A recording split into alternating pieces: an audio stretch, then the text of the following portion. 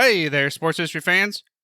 Arnie Chapman of Fantasy Football Origin Stories here to tell you about a new way to play fantasy football this upcoming season. Tailgate Fantasy Sports is the game you've been waiting for. It's a new type of fantasy football that's totally free and easy to play. Just sign up with your email, pick your favorite NFL team, and set a 3-man lineup using only players from that team. Rotate 2 players each week and add power-ups to boost your players' scores. The best part? 1 random power-up drops every week. Now, it's not going to replace your existing leagues. In fact, it might be the way to get some of your favorite players on your home team. Because we all know how hard it is to get your hometown team's players in your home league, right? That is, if you truly follow some semblance of an ADP. I mean, come on. You think I'm getting Amon-Ra, the sun god, at market value in my home league? Pick number 7? You gotta be kidding me, dude. Get all the rules over at tailgatefantasysports.com. But the real action happens at tailgatefantasy.io. Tailgate Fantasy Sports, where true fans rule the game. Join now and help us put the word fan back into fantasy football. It's time to go in that Wayback Machine and go all the way to the season of 1936 in college football. Football History Rewind part number 78 covers that great college season, the great innovations as being one of the most important years in the college football seasons ever. We'll talk about that and more right after this. This is the Pigskin Daily History Dispatch, a podcast that covers the anniversaries of American football events throughout history on a day-to-day basis. Your host, Darren Hayes, is podcasting from America's North Shore to bring you the memories of the gridiron, one day at a time. So as we come out of the tunnel of the Sports History Network, let's take the field and go no huddle through the portal of positive gridiron history with pigskindispatch.com. This podcast is part of the Sports History Network, your headquarters for the yesteryear of your favorite sport. You can learn more at sportshistorynetwork.com.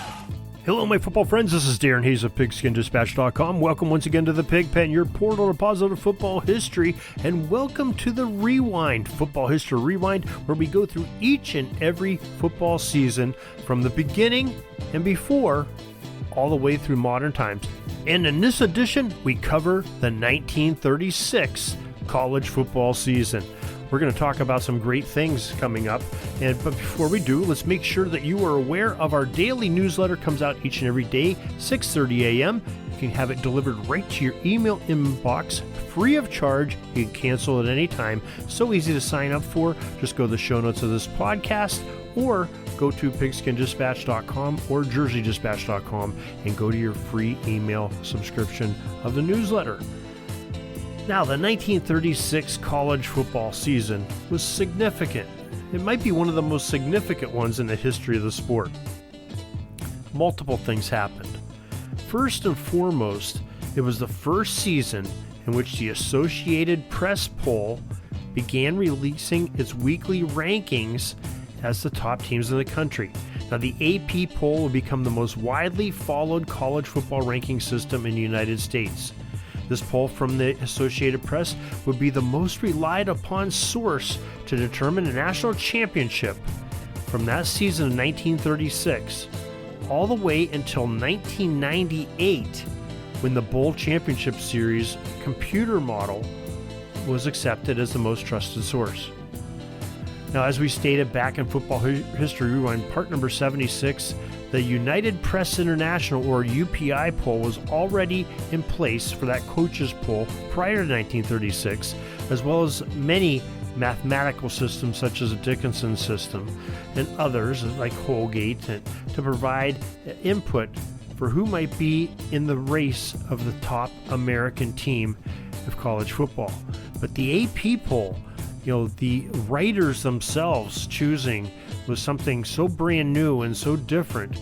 But getting that sort of the eye in the sky look at this, and somewhat of an unbiased take a peek at it to give you that national championship, so it wasn't just one school or one area or coaches doing it, but that AP in conjunction with the UPI was a system that worked well for many, many years, over 6 decades. So very interesting that it came out in this year. The very first AP college football poll was released on the date of October 20th, 1936, and there was 35 writers that participated in it. It was a top 10 poll, with each writer listing his choice of the top 10 teams.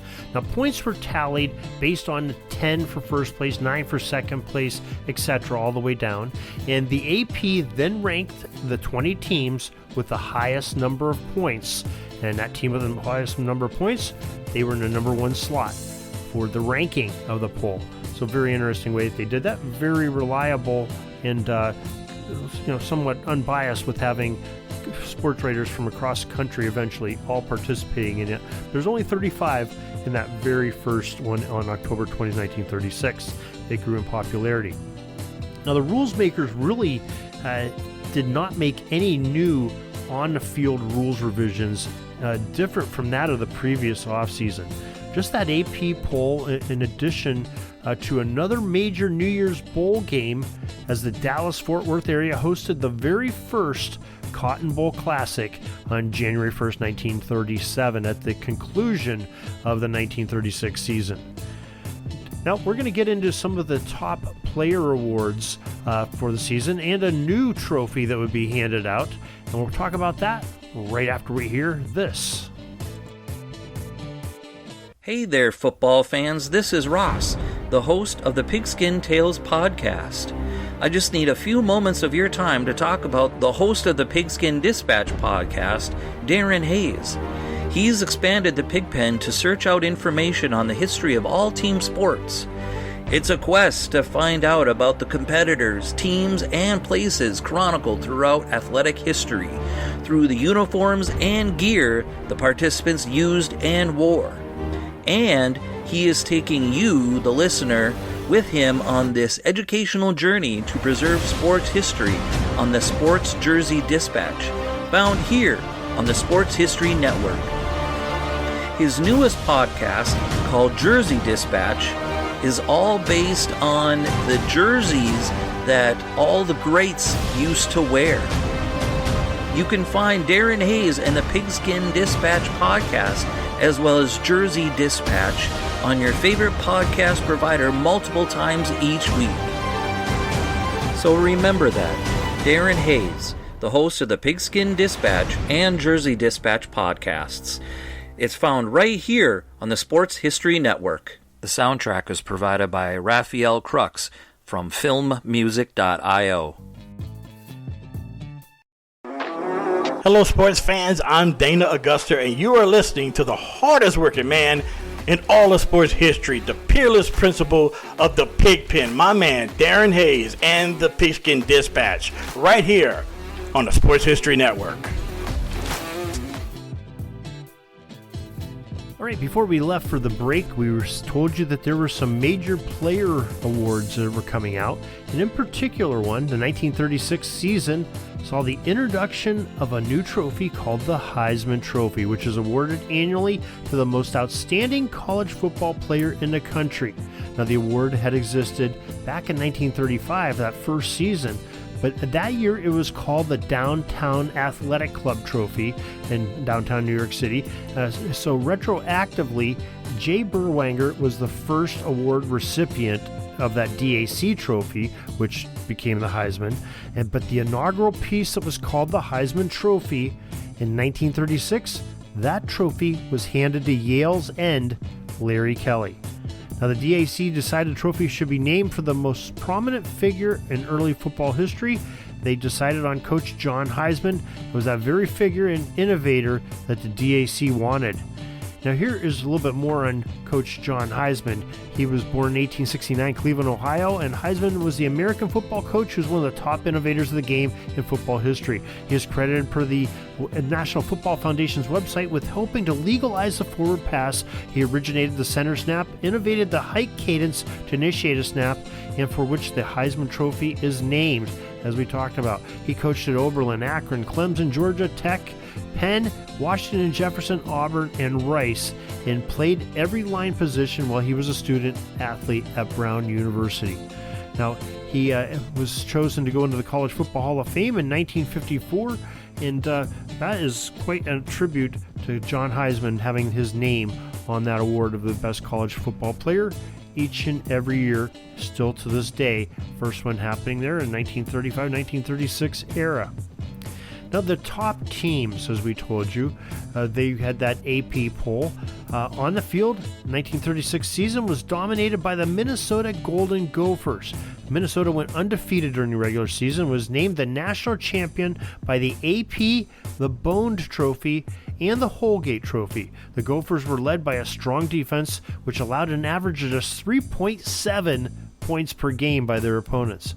Now, other notable teams in the 1936 season included the Pitt Panthers, the Alabama Crimson Tide, and the Fordham Rams. Now, Pittsburgh and Alabama both finished the regular season with one loss, but they needed to be ranked ahead of Minnesota in that AP poll.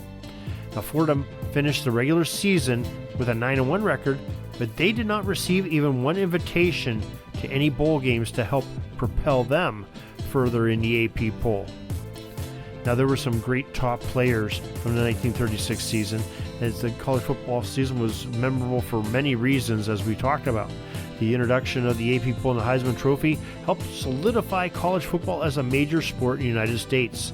The Minnesota Golden Gophers' undefeated season was among the most dominant in college football history, and the 1936 season also featured some of the most iconic players in the sports histories, such as Larry Kelly, who was from Yale, who won that Heisman Trophy, Sammy Baugh, Ace Parker, and Alex Wojciechowicz. Now, the All-America selections for 1936 were Sammy Baugh of TCU Horned Frogs, Ray Boyvid of Marquette, Sam Francis of Nebraska, and Ace Parker of Duke. That was the backfield.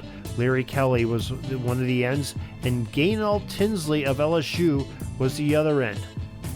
Mike Basrak of Duquesne, Averill Daniel of Pitt, Steve Reed of Northwestern, Max Starkovich of Washington, Ed Withsith of Minnesota, and of course Alex Wojciechowicz of Fordham. That rounds out your 1936 All-American team, and we thank and give credit to the sports reference websites, newspapers.com, and the 1936 Spalding's Football Guide, and 1937 guide as well, for helping us in getting all this information to provide you today. We want to thank you too as well for joining us to talk about this great football history and go through year by year, and all your support and help is greatly appreciated.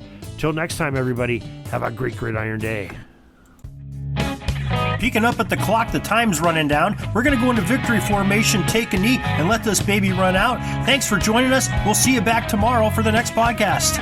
We invite you to check out our website, PigskinDispatch.com, not only to see the daily football history, but to experience positive football with our many articles on the good people of the game, as well as our own football comic strip, Cleat Marks Comics.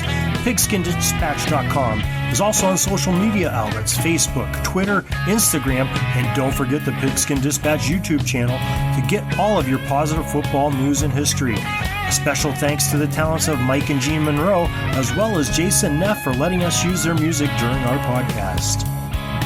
This podcast is part of the Sports History Network, your headquarters for the yesteryear of your favorite sport.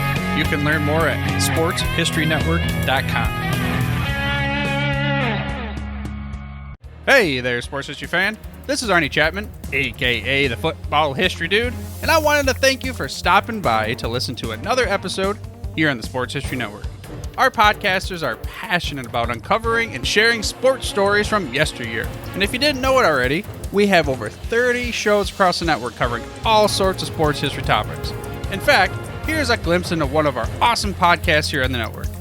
Each week, the official Football Learning Academy podcast will take you deep into the history of pro football through interviews with players, coaches, or administrators in the NFL, as well as interviews with Pro Football Hall of Fame selectors, authors, and historians.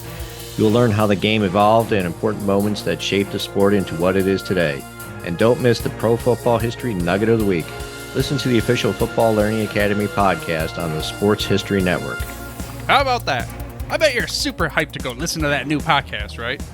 Well, to learn about this show and all the other podcasts on the network, head over to sportshistorynetwork.com sportshistorynetwork.com/podcast. Again, that's sportshistorynetwork.com/podcast. Head over there today to find your next favorite sports history podcast.